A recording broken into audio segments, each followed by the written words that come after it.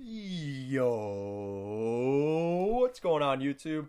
And welcome back to Goal Line Hockey. It's your boy Kevin Forte, guys. We are taking a look today at the latest on the Buffalo Sabres. We got some interesting news on the Eric Staal front. A couple of teams that have started to show some interest and been linked to the big forward, as well as the latest on the price tag for Jack Eichel. And no surprise, I don't know if there's going to be many takers. We'll be taking a look at that in this video.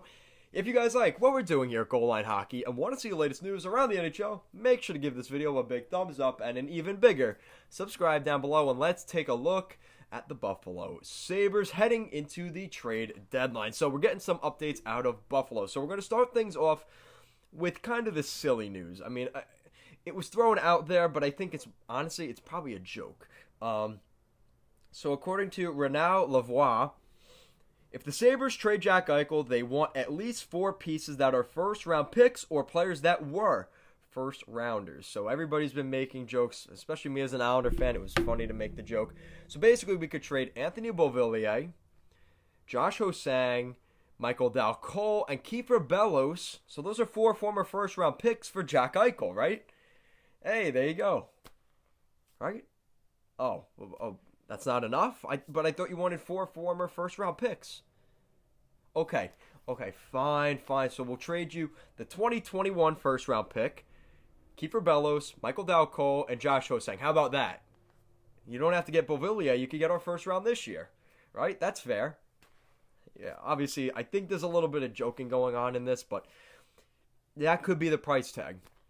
Now, maybe if it's a team like New Jersey, and maybe you're looking at, okay, so, I mean, again, this is lunacy, but let's say they were to trade Pavel Zacha, their next 2 years of first-round picks, and, like, Jack Hughes. I mean, that's crazy. That's a lot of value, but that's maybe what more Buffalo's thinking. But I thought it was interesting, especially as an Islander fan. I saw that in the comments of this. They were like, are you kidding me? 4 for... All right, so let's throw Ho-Sang to the Sabres, right? That'll work. He's a former first-round pick. And you know what? Let's get Nail Yakupov over. He's a former first-round pick, right? Patrick Stefan, he's a former first-round pick. You know what? Even better, Rick DiPietro, right? He's still bought out by the Islanders. If you want Rick DiPietro and his buyout money, he's a former first overall pick, right? Don't you want that? No? Oh, okay. It's worth the ask, right? I mean, I wonder if Lou Lamoriello is not the joking guy, but that would be funny if he at least called up Kevin Adams and at least offered, right? I mean, might as well offer it, right? Anyway, so we're starting to get some news on Eric Staal. I know probably some of you Sabres fans were like, that's not funny, Kevin. It's not funny. The Sabres are no laughing matter right now. I'm trying to make a little bit of light of a tough situation in Buffalo. But Eric Staal, this is a little bit more serious. So we're starting to hear from the Eric Staal situation from the 4th period that the Colorado Avalanche have been linked to Buffalo Sabres forward Eric Staal. Now, this is one of many teams we've started to hear are in the mix on Eric Staal. Now, we've also started to hear some situations around Taylor Hall. Taylor Hall has drawn some interest from who other than the Edmonton Oilers. So, the 4th period mentioned that as well. I'm telling you, if Taylor Hall were to go back to Edmonton, I'd think it was a joke at first, honestly. After all the shit he went through in Edmonton, and he's going to go back there, he'd be like, oh, fuck this. But anyway, I just want to talk about that. I saw that in my notes. So Taylor Hall has drawn some interest from the Edmonton Oilers. I think we're going to see something here with the Islanders. Please, Islanders, don't give up like your first-round pick for Taylor Hall. He sucks.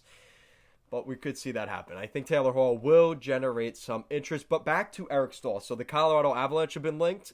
We've heard the Carolina Hurricanes may be reuniting with their captain Eric Staal to play with Jordan for a couple more seasons here down in Carolina. So that would be interesting. And guys, I think a dark horse team is the Florida Panthers, who we've been hearing they've been a little bit more on the active front than, maybe closed doors. Kind of been behind the scenes asking teams, hey, we're looking at forwards. What do you got for us here? So I think the Florida Panthers could be a dark horse buyer at this year's deadline as a very active team, especially with how they're doing this season. I think they're a team to really keep an eye on, and especially with Barkov and Huberdeau on those unbelievably great contracts.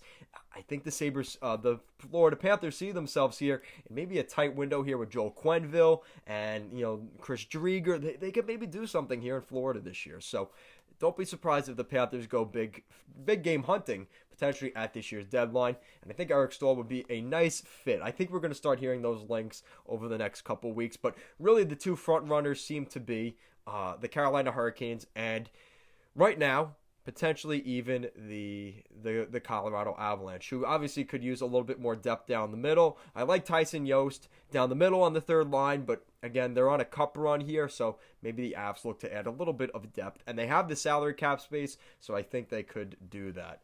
And then besides that, we really haven't heard much. I mean, we've heard maybe a little bit about... I was expecting to hear more about Linus Ullmark, but I think now with his injury situation, I think that's taken him off the market. I'm surprised we're not hearing more about Rasmus Ristolainen. I think the Sabres have explored those opportunities, but let's be honest, I think a lot of you Sabres fans have said it too. Really since last year when I was hearing these rumors, you guys like Rasmus Ristolainen, and he's probably the best defenseman on the Sabres blue line. And, Colin Miller hasn't really been working out.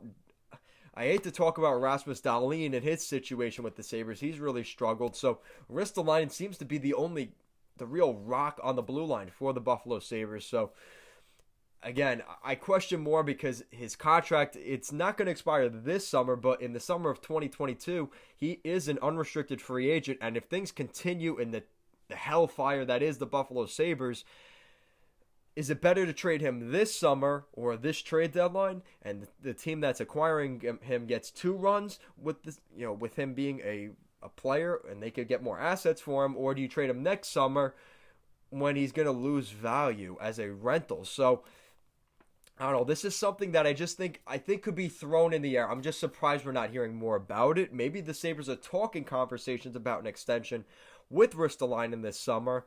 But I'm a little bit more. I'm surprised we're not hearing more about the Ristolainen situation. I'm just saying. So, like I said, we're getting some interesting news about Jack Eichel. I think it's something they're going to talk about in the summer. He's getting paid a lot long term. There's other cookies that have to crumble first. I think Sam Reinhart has generated some interest from the Boston Bruins, the New York Islanders, and the Pittsburgh Penguins. Again, I think another team that could be interested in a guy like Sam Reinhart, the Florida Panthers, because of that cap flexibility, and they're looking for another top 6 forward. Sam Reinhart could be another guy that could fit in well there. So Sam Reinhart is another name we could hear a little bit about. I think the Sabres could be a real team that just sells off. They're like, fuck this. We don't have anything here. Let's just sell it off again. And it's a shame because Sabres fans are like, we finally thought we had something and we don't. So it sucks. It sucks for the Sabres fans right now. I definitely feel you right now. It's a tough look. Listen, as an Islander fan for the past how long, I know how it is. It sucks. But at the end of the day, it's ownership. The Islanders' ownership under Charles Wang was just not, he wasn't bringing in the right guys. He had almost to his own, defeat. We saw Charles Wang's loyalty to Gar Snow really kind of stab him in the back and kind of backfire. And with the arena situation and everything like that, Ledecky and Scott Malkin have really brought some stability to the Islanders. And unfortunately, they weren't able to do that under Charles Wang. So now it brings up the question, the Pagulas, they've been nice people and good owners. They've really given back to downtown Buffalo. But what they've done with the Buffalo Bills, it doesn't seem to be translating with the Buffalo Sabres. And it's a tough look. I know. I feel like every week I'm making videos about the Sabres in my power rankings. I'm like, this team sucks. It's been really rough. But now recently we've heard that they're going to get potentially at worst a top 5 draft pick, potentially at worst a top 3 draft pick. There is some good news here for the Buffalo Sabres. We're starting to get finally some good news since the Kruger firing. They're going to have to sell off some pieces. I think it's going to get a little bit worse before it gets better at the end of this season for the Sabres, but you're always sold on the future, and at this point, that's all you really can do because the present is not good for the Sabres. But guys, let me know what you think in the comment section down below. What do you think of the recent rumors around Taylor Hall, Sam Reinhart, Eric Staal, even Jack Eichel? What do you think? Let me know. down below. And if you guys like what we're doing here at Goal Line Hockey and want to see the latest news around the NHL, you guys know what to do. Make sure to give this video a big thumbs up and an even bigger subscribe down below, guys. Thank you so much for watching, and I'll see you guys next time.